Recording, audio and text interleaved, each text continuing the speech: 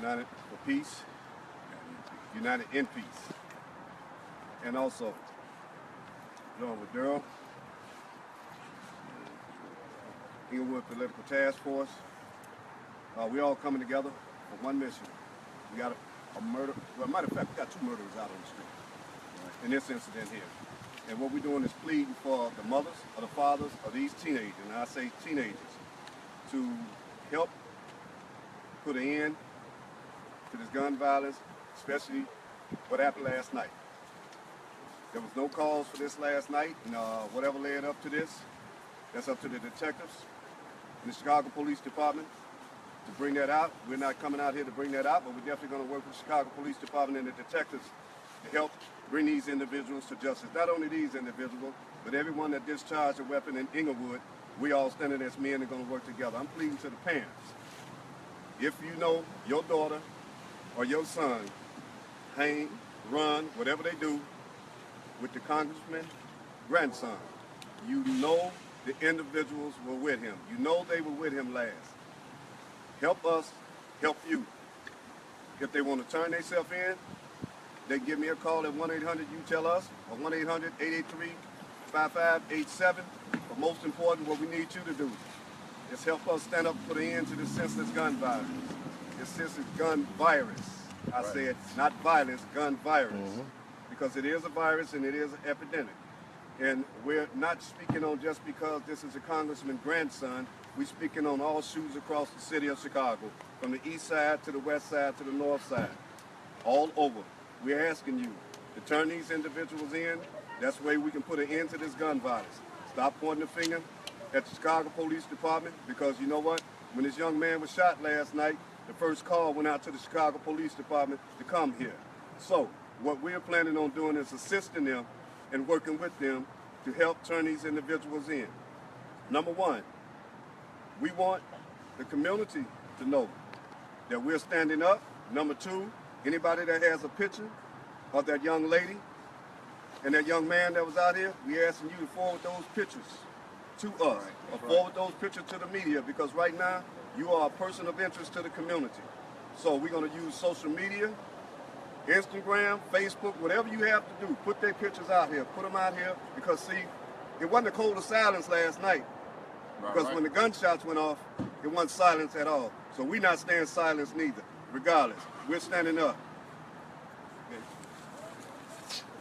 His name is Wallace Gator Bradley. Wallace, W-A-L-L-A-C-E. Gator, G-A-T-O-R. Bradley, B-R-A-D-L-E-Y. I'm the president of United in Peace, Inc. And I'm standing in accordance with what Andrew said. And I'm putting a call out to all the brothers and the older guys within the city to just stand up as parents, grandparents, regardless of what flavor we once was in. It's time for all black men to stand up and say senseless violence no longer can be accepted in our community. And for all the parents who know that their children may be involved in acts like this, I pray that you do the same thing the parents did when the young lady got killed on Lakeshore Drive. If they're a person of interest, you need to bring them in. If they didn't do nothing, they didn't do nothing. We no longer can hide individuals that's involved in senseless violence in our community. It's a new era. Now that Trump didn't get elected president. I ain't got no problem with Trump coming in to get the killers off the street. But I do got a problem if he want to lock up all black men that's trying to help them get the killers up off the street. So this is me on record saying that senseless shootings and killings got to stop in our community. No longer can we let anyone terrorize our community. And like Andrew said, Chicago police gonna do their due diligence. And we, as people within the community, are asking anyone that got pictures of the individuals to please bring those pictures forward. And parents, once you see the pictures, if it's your loved one, help him come to the authorities. I'm not doing this because it's Danny Davis' grandson. I got a great-grandson. And I'm not waiting till it happens to mine for me to come out here and plead for somebody to help apprehend the individual that killed my loved one. We all got to stand up and we all got to do this now. So I'm with you on this idea. Daryl is going to speak on behalf of the Inglewood Political Task Force. Daryl Smith, that's D-A-R-R-Y-L, Smith, common spelling, senior spokesperson for the Inglewood Political Task Force.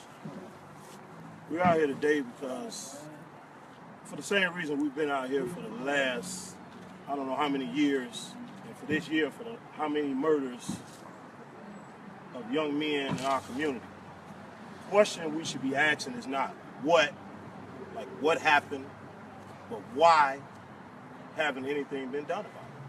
Why haven't the powers that be sat in a room with not only the police, the community, businessmen, the preachers, somebody from every walk of life should sit in a room and come up with a collective idea on how to stop some of this senseless violence. We're losing children at a record that's just astonishing. We will not have anyone to take care of us when we get older. That's right. All of our children are going before us. So I stand with Gator. I stand with Andrew. If you know who did this, you need to turn them in. If they're your child, you need to turn them in, because all of this starts at home. If you're not disciplining your children at home, yes, they will be in the streets, and you will lose them, either to death or to the penitentiary. So we need to just grab our community, take our community back, and stop all the senseless killings. That's all I got to say.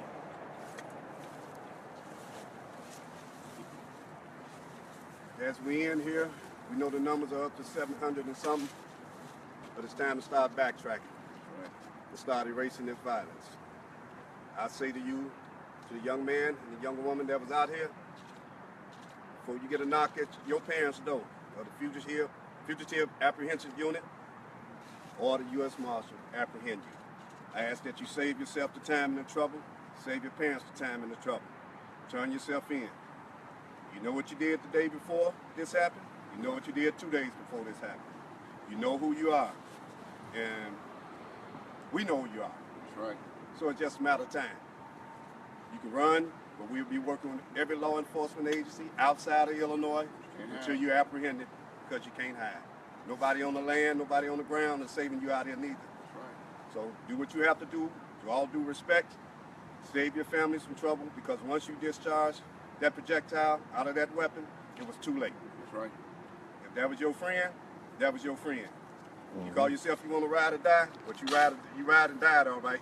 You took your own friend out, so now it's time for you to take a ride to 26th Street. Thank you. Thank you. Andrew, does the family want to make any type of statement? Does anybody?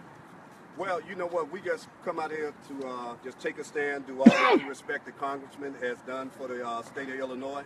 You know, we're standing up for him.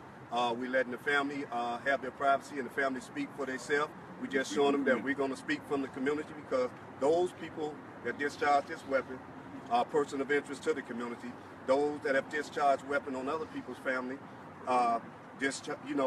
person of interest to the community, and our prayers go out with them too. And just like Gator said, we're not standing out here just because of this Congressman's nephew. We're standing out here for all the city of Chicago and all of Illinois, because ain't no big eyes and no little U's. That's right. Thank you all.